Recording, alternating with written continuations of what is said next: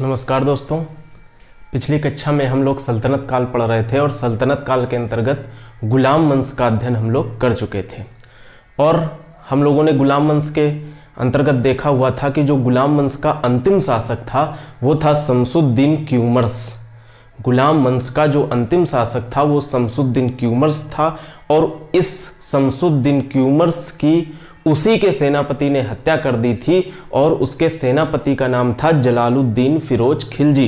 यानी जलालुद्दीन फिरोज खिलजी के द्वारा गुलाम वंश के अंतिम शासक शमसुद्दीन क्यूमर्स की हत्या कर दी जाती है और यहीं से गुलाम वंश समाप्त हो जाता है और प्रारंभ हो जाता है खिलजी वंश का।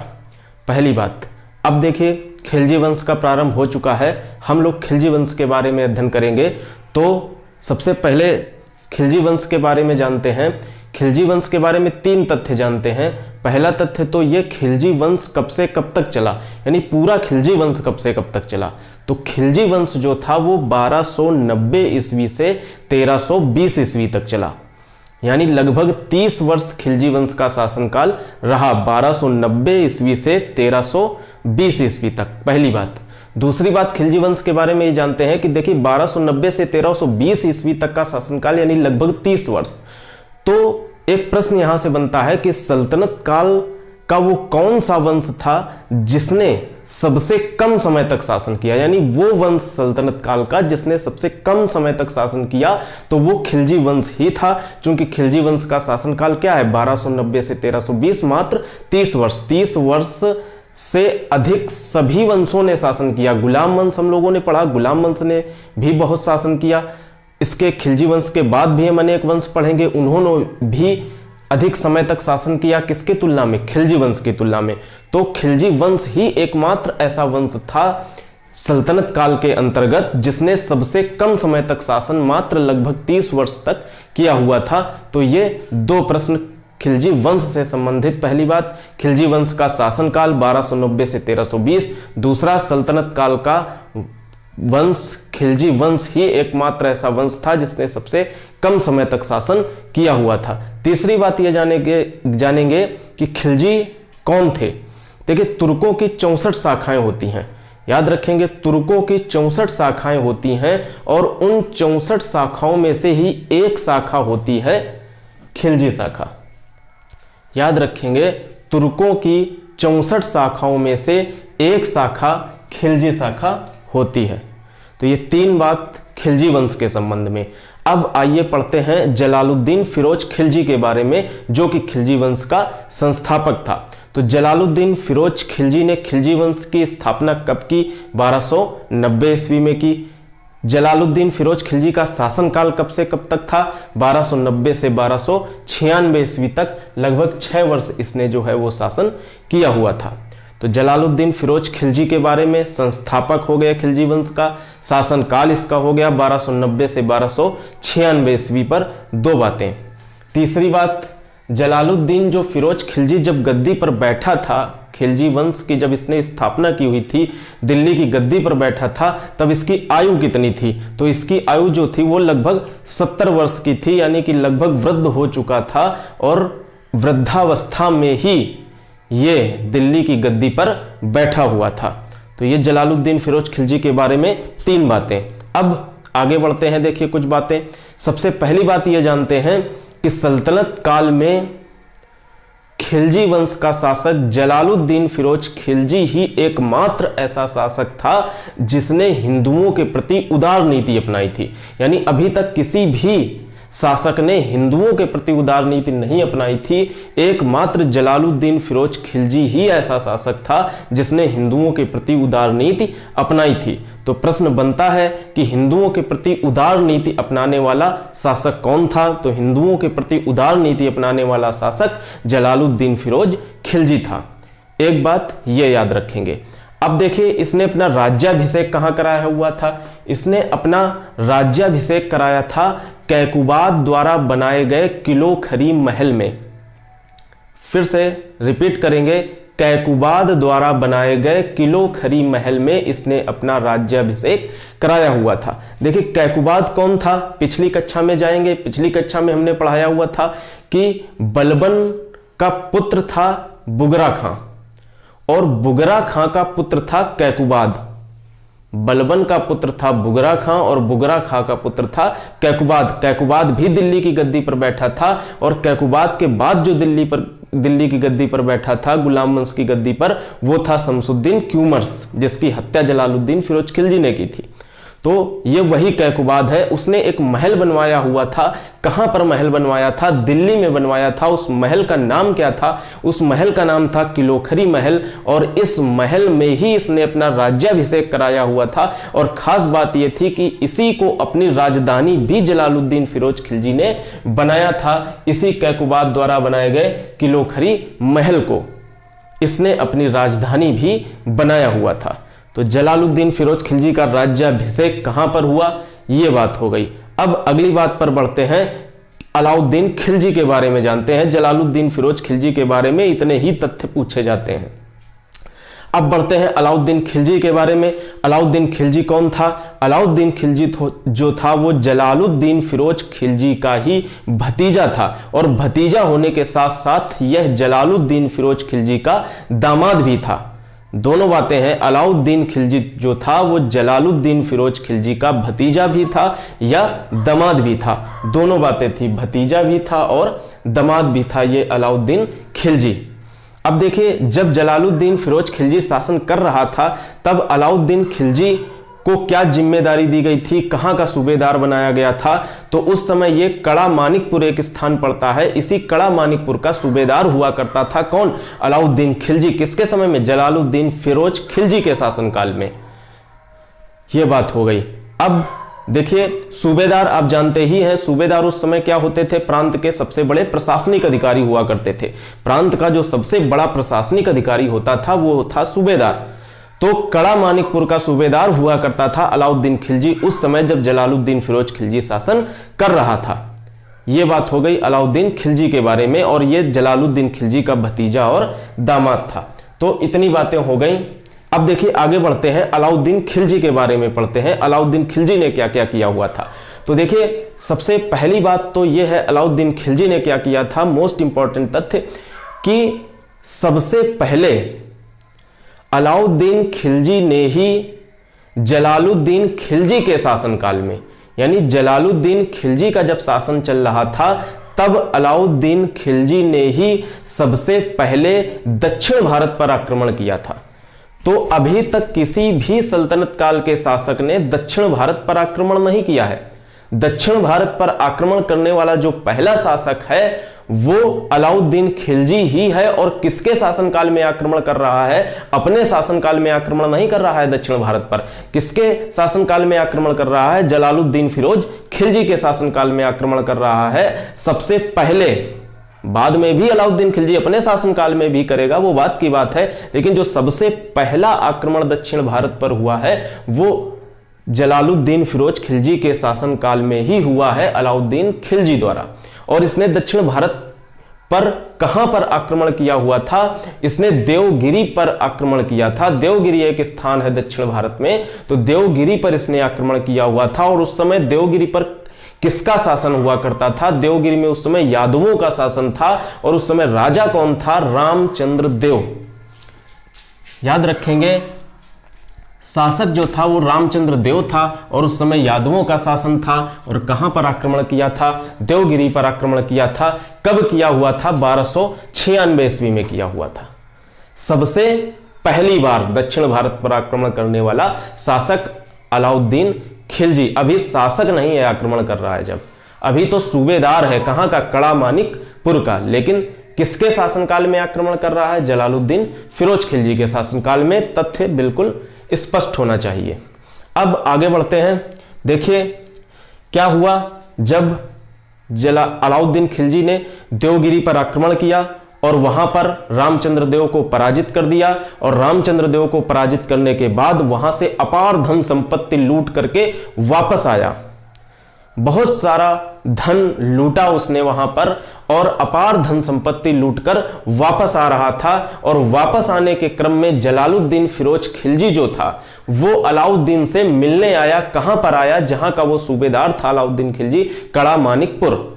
कड़ा मानिकपुर मिलने आया जलालुद्दीन फिरोज खिलजी। किससे? अलाउद्दीन खिलजी से। भाई अलाउद्दीन खिलजी जीत कर आया था, दक्षिण अभियान को पूर्ण करके आया था, दक्षिण अभियान पर विजय प्राप्त की थी। तो इस खुशी में जलालुद्दीन फिरोज खिलजी जो है अलाउद्दीन खिलजी से मिलने आया था। कहां पर आया था? कड़ा मानिकपुर मिलने आया था। और जब कड़ा मानिकपुर मिलने आया था तब अलाउद्दीन खिलजी ने धोखे से जलालुद्दीन खिलजी की हत्या कर दी थी। याद रखेंगे कब हत्या कर दी थी? 20 जुलाई 1296 ईस्वी को। 20 जुलाई 1296 ईस्वी को अलाउद्दीन खिलजी ने जलालुद्दीन खिलजी की धोखे से हत्या कर दी थी। कहां पर? कड़ा मानिकपुर में, जब वो मिलने आया किससे? अलाउद्दीन खिलजी से। कौन? जलालुद्दीन फिरोज खिलजी। ये तथ्य याद रखेंगे। तो अब अलाउद्दीन खिलजी के बारे में जानते हैं कि अलाउद्दीन खिलजी के फैक्ट। तो अलाउद्दीन खिलजी का सबसे पहले शासनकाल देखते हैं। तो अलाउद्दीन खिलजी ने हत्या कब की है जलालुद्दीन की? 1296 में। तो 1296 से इसका शासनकाल प्रारंभ होगा। कब तक चलेगा? 1316 तक। लगभग 20 वर्ष इसने शासन किया हुआ था। और इस अलाउद्दीन खिलजी के बाद 4 वर्ष ही और खिलजी वंश रहा। 1320 से खिलजी वंश ही समाप्त हो गया। तो 1316 तक इसने शासन किया था। 1296 से 1316 ईस्वी तक अलाउद्दीन खिलजी ने। पहली बात। अब देखिए इसके पिता का क्या नाम था अलाउद्दीन खिलजी के? अलाउद्दीन के पिता का नाम था शहाबुद्दीन खिलजी। अलाउद्दीन खिलजी के पिता का नाम शहाबुद्दीन खिलजी था। और अलाउद्दीन के जो बचपन का नाम था वो अली तथा गुरसास्प। दो शब्द थे, एक अली नाम था और एक गुरसास्प। तो यह प्रश्न भी पूछा जाता है अलाउद्दीन खिलजी के बचपन का क्या नाम था? तो अलाउद्दीन खिलजी के बचपन का नाम अली तथा गुरसास्प था। याद रखेंगे। अब देखिए इसने अपना राज्याभिषेक कहां कराया हुआ था? इसने अपना राज्याभिषेक बलबन के लाल महल में कराया था। जबकि बताया था कि जलालुद्दीन फिरोज खिलजी ने अपना राज्याभिषेक कहां कराया था? कैकुबाद द्वारा बनाए गए किलोखरी महल में कराया था। लेकिन इसने अपना राज्याभिषेक कहां कराया था? बलबन द्वारा निर्मित लाल महल में कराया था। ये याद रखेंगे फैक्ट अलाउद्दीन खिलजी के बारे में। अब जानते हैं मोस्ट इंपॉर्टेंट चीज अलाउद्दीन खिलजी के राजत्व के सिद्धांत। आखिरकार जो अलाउद्दीन खिलजी था उसका राजत्व का सिद्धांत क्या था? तो राजत्व के सिद्धांत के अंतर्गत हम 3 बातों का अध्ययन करेंगे, एक एक करके। देखिए पहली बात, जो अलाउद्दीन खिलजी के राजत्व का सिद्धांत था उसकी पहली बात क्या थी? अलाउद्दीन खिलजी क्या था? अलाउद्दीन खिलजी ने इस्लाम के सिद्धांतों का अनुसरण नहीं किया। इसने कभी भी इस्लाम के सिद्धांतों का अनुसरण नहीं किया। यानी जब शासन कार्य करता था तो जो इस्लामिक सिद्धांत हुआ करते थे, इस्लाम के नियम कानून हुआ करते थे, वो इस्लाम के नियम कानूनों का पालन नहीं करता था। पहली बात। तो ये प्रश्न भी पूछा जा सकता है कि इस्लाम के सिद्धांतों का पालन न करने वाला शासक कौन था? तो वो अलाउद्दीन खिलजी था। अलाउद्दीन खिलजी ने इस्लाम के सिद्धांतों के अनुसार शासन नहीं किया हुआ था। पहली बात। दूसरी बात क्या थी इसके राजत्व के सिद्धांत में? इसके राजत्व के सिद्धांत में दूसरी बात यह थी कि आपने पहले देखा है कि जो भी शासक हुआ करते थे वो अपने को क्या कहते थे? सुल्तान कहते हैं। यानी सुल्तान की उपाधि धारण करते थे। और उस सुल्तान की उपाधि जब धारण करते थे तो उसकी स्वीकृति लेते थे। कहां से लेते थे? बगदाद के खलीफा से लेते थे। लेकिन इसने ऐसा नहीं किया। इसने कभी भी किसी भी खलीफा से सुल्तान की उपाधि की स्वीकृति नहीं ली। वो तो कहता था कि हम तो सुल्तान हैं ही, हम तो सुल्तान हैं ही, हम किसी से भी स्वीकृति नहीं लेंगे। यही उसके राजत्व का सिद्धांत है। यानी कि जो दूसरा राजत्व का सिद्धांत था वो यही था कि इसने कभी भी बगदाद के खलीफा से या किसी भी खलीफा से सुल्तान की उपाधि नहीं ली थी। दूसरा बिंदु, राजत्व के सिद्धांत के अंतर्गत इसका दूसरा बिंदु। पहला बिंदु बता ही चुके कि इसने क्या किया हुआ था? इस्लामिक सिद्धांतों के अनुसार जो है शासन कार्य नहीं किया था। तीसरी बात देखिए क्या थी? तीसरी बात, इसने निरंकुश शासन की स्थापना की थी। तीसरी बात, इसने निरंकुश शासन, भाई शासक निरंकुश हो गया जब राजा ही ईश्वर है, एक प्रकार से वो अपने को मान रहा है, अपने को सर्वे सर्वा मान रहा है, ऑलिनाल मान रहा है, राजत्व के सिद्धांत का प्रतिपादन कर रहा है, तो शासक कैसा हो गया? शासक निरंकुश होगा। यानी इसने निरंकुश शासन की स्थापना की हुई थी। तो राजत्व के सिद्धांत के अंतर्गत 3 बातें याद रखेंगे। फिर से एक बार रिपीट करेंगे। पहली बात, इस्लामिक सिद्धांतों के अनुसार इसने शासन नहीं किया। दूसरी बात, इसने कभी भी किसी भी खलीफा से सुल्तान की स्वीकृति नहीं ली। तीसरी बात, इसने निरंकुश शासन की स्थापना की। तो इसी क्रम में क्या है, एक इतिहासकार हुए हैं जियाउद्दीन बर्नी। एक इतिहासकार हुए जियाउद्दीन बर्नी।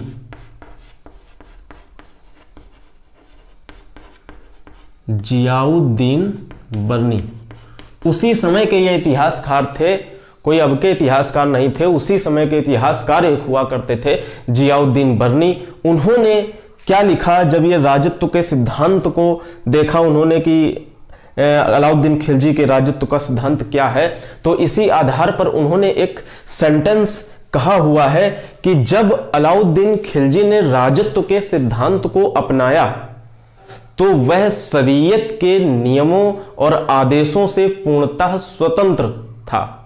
शरीयत क्या होते हैं? शरीयत होते हैं इस्लामिक कानून। तो उसने ये कहा कि अलाउद्दीन खिलजी जो था वो शरीयत के जो नियम होते थे, शरीयत के जो कानून होते थे, उनसे पूर्णतः स्वतंत्र था। वो शरीयत के कानूनों और आदेशों से वो क्या था? पूर्णतः स्वतंत्र था। शरीयत इस्लामिक कानून होते हैं। क्यों स्वतंत्र था? क्योंकि राजत्व के सिद्धांत में जब 3 बिंदु हमने बताए तो उससे स्पष्ट होता है कि वो शरीयत के नियमों और आदेशों से क्या था? पूर्णतः स्वतंत्र था अलाउद्दीन खिलजी। तो ये जियाउद्दीन बर्नी का एक कथन है, इसको भी याद रखेंगे। अब आगे बढ़ते हैं। देखिए, अलाउद्दीन खिलजी ने विद्रोह को दबाने के लिए क्या क्या प्रयास किए? मुख्य रूप से 4 प्रयास इसने किए थे कि हमारे साम्राज्य में कोई विद्रोह ना हो, हमारे साम्राज्य में कोई विद्रोह ना हो। इसके लिए अलाउद्दीन खिलजी ने क्या प्रयास किया हुआ था? इसके लिए उसने 4 प्रयास किए हुए थे मुख्य रूप से। कौन कौन से वो 4 प्रयास थे? देखिए, एक एक करके जानते हैं। पहला प्रयास क्या था? पहला प्रयास इसने ये किया था, देखिए सबसे पहले समझते हैं खालसा भूमि के बारे में जानते हैं। खालसा भूमि क्या होती थी? खालसा भूमि जो है वो शासक क्या करते थे, कोई व्यक्ति हुआ तो उसको दान में देते थे। दान में दे दें या गिफ्ट कर दें, उपहार में दे दें, खुश हो जाएं, तो दान में दे देते थे या उपहार में दे देते थे। या उस व्यक्ति ने, किसी भी व्यक्ति ने शासक की बहुत सेवा की, अब वो वृद्ध हो गया तो उसको क्या करते थे कि भूमि दे देते थे पेंशन के रूप में कि इससे आप राजस्व एकत्रित कीजिए और आप अपना लीजिए। मतलब पेंशन के रूप में भी भूमि को दे दिया करते थे। तो दान के रूप में भूमि को देते थे, उपहार के रूप में भूमि को देते थे और पेंशन के रूप में भूमि को देते थे शासक किसी भी व्यक्ति को। तो वो जो भूमि होती थी वो भूमि कहलाती थी खालसा भूमि। याद रखेंगे, दान, उपहार और पेंशन आदि में दी गई भूमि खालसा भूमि कहलाती थी। और अलाउद्दीन खिलजी ने क्या किया था? विद्रोह को दबाने के लिए इस खालसा भूमि को वापस ले लिया था। यानी जिसे भी ये भूमि दी गई थी उस व्यक्ति से, उन व्यक्तियों से अलाउद्दीन खिलजी ने उस भूमि को पुनः वापस ले लिया था। यानी कहने का तात्पर्य यह है कि जब खालसा भूमि को वापस ले लेगा तो इससे क्या होगा? जो व्यक्ति विद्रोह कर सकता है, यानी वो प्रभावशाली व्यक्तित्व बन रहा है, तो वो इतना प्रभावशाली नहीं रहेगा, उसका प्रभाव कम हो जाएगा और विद्रोह नहीं कर पाएगा। क्योंकि विद्रोह कौन करेंगे? विद्रोह प्रभावशाली व्यक्ति करेंगे, अमीर व्यक्ति करेंगे। तो वो अमीर होने नहीं देगा, प्रभावशाली होने नहीं देगा किसी को। तो जब होने नहीं देगा तो विद्रोह नहीं होगा। तो इसी विद्रोह को दबाने के लिए इसने क्या किया था कि जो भी दान, उपहार और पेंशन में लोगों को भूमि दी गई थी, यानी खालसा जो भूमि थी, उसको वापस ले लिया था। पहली बात।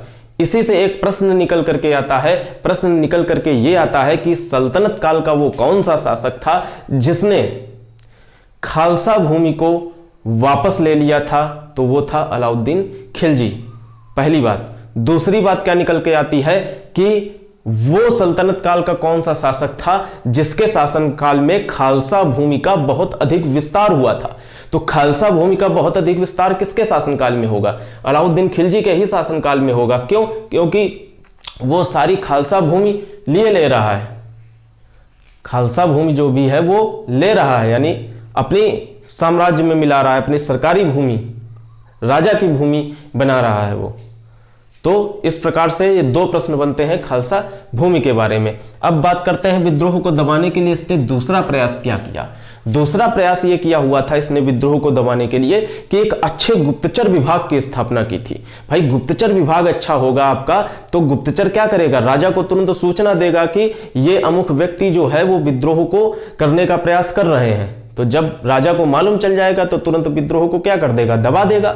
तो इस प्रकार से एक अच्छे गुप्तचर विभाग की स्थापना करना उसका उद्देश्य क्या था, विद्रोह को दबाना, कहीं पर कोई विद्रोह ना होने पावे।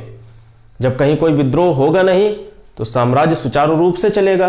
तो इसने दूसरा जो प्रयास किया हुआ था वो ये किया था कि अच्छे गुप्तचर विभाग की इसने स्थापना की थी। तीसरी देखिए इसको इसने विद्रोह दबाने के लिए क्या किया था, तीसरी बात यह की थी कि शराब पर, जुआ पर और भांग पर, इन पर प्रतिबंध लगा दिया था। भाई इसका विद्रोह से क्या मतलब, देखिए शराब, भांग और जुआ, ये इन कार्यों को करने वाले व्यक्ति ही आपस में विद्रोह की बातें करते हैं। तो जब शराब पर, भांग पर और जुआ इन पर जब प्रतिबंध लगा दिया जाएगा तो ऐसे व्यक्ति समाज में नहीं होंगे जो विद्रोह की बातें करें। तो इस प्रकार से जो इसका तीसरा कार्य था विद्रोह को दबाने के लिए वो था शराब, भांग और जुए पर प्रतिबंध लगाना। ठीक, 3 बातें हो गई। अब देखिए चौथी बात पर प्रकाश डालते हैं। चौथी बात क्या थी, देखिए चौथी बात इसने क्या की विद्रोह को दबाने के लिए, इसने यह किया था कि जो सरदार होते थे या जो अमीर लोग होते थे वो आपस में उस समय क्या किया करते थे, दावतें किया करते थे। और जब आपस में दावतें करेंगे तो वहां पर आपस में अमीर और सरदार क्या करेंगे, मिलेंगे। और जब मिलेंगे तो कई तरीके की बातें होंगी, शासन के विरुद्ध भी होंगी बातें। तो जब शासन के विरुद्ध होंगी तो इससे क्या होगा, विरोध पनप सकता है। तो जब विरोध पनप सकता है तो इसके लिए उसने क्या किया, उसने इन दावतों पर ही प्रतिबंध लगा दिया। यानी जो सरदार होते थे, जो अमीर होते थे, इनकी दावतों पर उसने प्रतिबंध लगा दिया कि जब दावतें ही नहीं होंगी तो वो मिलेंगे ही नहीं, और जब मिलेंगे नहीं तो विद्रोह की बातें नहीं करेंगे, तो विद्रोह नहीं पनपेगा साम्राज्य में। तो इस प्रकार से इसने जो चौथी बात की हुई थी वो यही की हुई थी कि अमीरों और सरदारों की दावतों पर इसने प्रतिबंध लगा दिया था। और इसी के साथ साथ एक काम और किया था इसने कि जो अमीर और सरदार होते थे ये आपस में वैवाहिक संबंध बनाते थे। तो जब ये आपस में वैवाहिक संबंध बनाते थे तो उनके बीच की दूरियां कम होती थीं और ये ज्यादा प्रभावशाली होते थे। इनका जो प्रभाव था साम्राज्य में वो बढ़ जाता था इन अमीरों और सरदारों का। इसलिए उसने क्या किया कि अमीर और सरदार जो आपस में वैवाहिक संबंध बनाते थे उन पर भी प्रतिबंध लगा दिया ताकि हमारे साम्राज्य में कोई भी विद्रोह न हो सके।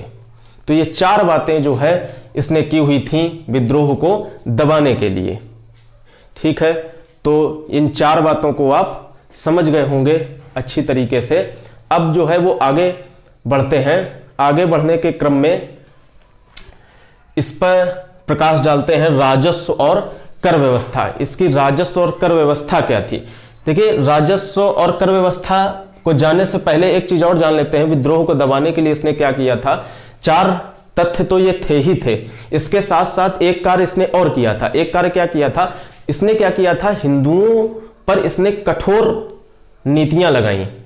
यानी ऐसी कठोर नीतियां बनाई जिससे हिंदू जो है वो निर्धन बन सके। यानी हिंदुओं को इसने निर्धन बनाया अपनी कठोर नीतियों के तहत। तो एक ये भी इसका फार्मूला था कि अपनी कठोर नीति के तहत हिंदुओं को निर्धन बनाया जा सके ताकि वो विद्रोह न कर सके शासन से। तो इन तथ्यों को जो है याद रखेंगे। विद्रोह को दबाने के लिए अलाउद्दीन खिलजी ने क्या क्या प्रयास किए हुए थे। अब आगे बढ़ते हैं राजस्व और कर व्यवस्था पर। इसकी राजस्व और कर व्यवस्था क्या थी, तो देखिए राजस्व कर व्यवस्था इसने क्यों लागू की। कुछ इसने कर बढ़ाया हुआ था। क्यों बढ़ाया हुआ था, क्योंकि अपने साम्राज्य को सुदृढ़ बनाना चाहता था और मंगोलों का आक्रमण हुआ करता था। तो मंगोलों के आक्रमण से अपने साम्राज्य की रक्षा भी करना चाहता था। तो मंगोलों के आक्रमण से अपने साम्राज्य की रक्षा करने के लिए और अपने साम्राज्य को सुदृढ़ बनाने के लिए इसने कई प्रकार के कर लगाए हुए थे। तो जो पहला कर लगाया हुआ था वो था लगान कर। लगान कर इसने क्या किया था, लगान कर भूमि पर लगाया जाता है, भूमि में लगान ली जाती है। तो इसने लगान कर 1/2 कर दिया था, जो कि पहले 1/3 था। तो पहले उपज का 1/3 भाग लिया जाता था लगान के रूप में, लेकिन अब इसने लगान कर को बढ़ा दिया था, उपज का 1/2 भाग यानी आधा भाग लिया जाता था लगान के रूप में, पहली बार। और ये भी याद रखेंगे, ये लगान कर इसने अलाउद्दीन खिलजी ने अपने पूरे साम्राज्य में लागू नहीं किया था, इसने केवल दिल्ली और उसके आसपास के क्षेत्रों में ही ये लगान कर लागू किया हुआ था। इस तथ्य को याद रखेंगे। इसके बाद देखिए और 2 नए कर इसने लगाए थे। एक जो नया कर था वो था चराई कर, और एक था घरी कर। घरी कर को ही मकान कर कहते हैं, घरी कर कहें या मकान कर कहें, और एक था चराई कर। चराई कर क्या होता था? चराई कर दुधारू पशुओं पर लगाया जाता था। जो दुधारू पशु पालते थे उन पर भी एक कर लगाता था वो अलाउद्दीन खिलजी, उस कर को कहते थे चराई कर। और जो मकान कर कहें या घरी कर कहें वो भी हाउस पर लिया जाता था टैक्स, वो था घरी और मकान कर। इसने 2 ये नए कर लगाए हुए थे। ये भी प्रश्न पूछा जाता है कि 2 नए कर चराई कर और घरी कर या मकान कर किसने लगाए थे, किस सल्तनत कालीन शासक ने लगाए थे? तो वो अलाउद्दीन खिलजी ने लगाए हुए थे। अब देखिए अगले तथ्य पर जानते हैं, मोस्ट इंपॉर्टेंट तथ्य। सल्तनत काल का वो पहला सुल्तान कौन था जिसने भूमि की पैमाइश कराई थी, भूमि की माप कराई हुई थी? तो भूमि की माप और पैमाइश कराने वाला जो पहला सुल्तान था वो अलाउद्दीन खिलजी ही था। और अलाउद्दीन खिलजी ने भूमि की माप और पैमाइश कराकर इस पैमाइश के आधार पर लगान वसूला था, यानी जिसके पास जितनी भूमि उस हिसाब से लगान। तो ऐसा करने वाला ये पहला सुल्तान था। तो भूमि की माप और पैमाइश कराकर लगान वसूल करने वाला पहला सुल्तान कौन था सल्तनत काल का? तो वो अलाउद्दीन खिलजी था। इसी बारे में एक चीज और जानते हैं कि जो क्षेत्रफल के आधार पर जो लगान लिया जाता था, अलग अलग क्षेत्रफल होते थे सबके, किसी की भूमि का क्षेत्रफल अधिक है, किसी का कम है। तो इस आधार पर जो क्षेत्रफल के आधार पर जो लगान वसूला जाता था उसको कहा क्या जाता था? उसको एक शब्द से संबोधित करते थे, उस शब्द का नाम था मसाहत। तो याद रखेंगे, क्षेत्रफल के आधार पर लगान को वसूलना, इसको क्या कहा जाता था? इसको कहा जाता था मसाहत। ठीक, अब आगे बढ़ते हैं। देखिए इसने राजस्व को एकत्र करने के लिए एक विभाग की स्थापना भी की हुई थी। उस विभाग का नाम था मुस्त खराज। उस विभाग का नाम था मुस्त खराज। और जो व्यक्ति राजस्व को वसूलता था, यानी जो मुस्त खराज का अधिकारी होता था, जो इस राजस्व विभाग का अधिकारी होता था, यानी मुस्त खराज का अधिकारी होता था, उसको क्या कहा जाता था? उसको कहा जाता था दीवान ए मुस्त खराज। उसको क्या कहा जाता था? उसको कहा जाता था दीवान ए मुस्त खराज। तो इस प्रकार से राजस्व की वसूली करने के लिए जो विभाग बनाया गया था उस विभाग का नाम था मुस्त खराज। और जो लगान की वसूली करते थे, जो अधिकारी होते थे, वो होते थे दीवान ए मुस्त खराज। तो ये प्रश्न पूछा जाता है कि दीवान ए मुस्त खराज अधिकारी का गठन किसने किया हुआ था? तो वो अलाउद्दीन खिलजी ने किया हुआ था। और आगे जब सल्तनत कालीन हम प्रशासनिक व्यवस्था पढ़ेंगे तो उसके अंतर्गत भी अनेक विभागों को पढ़ेंगे, इस विभाग को भी पढ़ेंगे, यहाँ पर भी पढ़ लिया। तो इतना हम लोगों ने आज खिलजी वंश के बारे में जाना, और इसके आगे के तथ्य जो है हम अगली कक्षा में देखेंगे। तब तक के लिए धन्यवाद।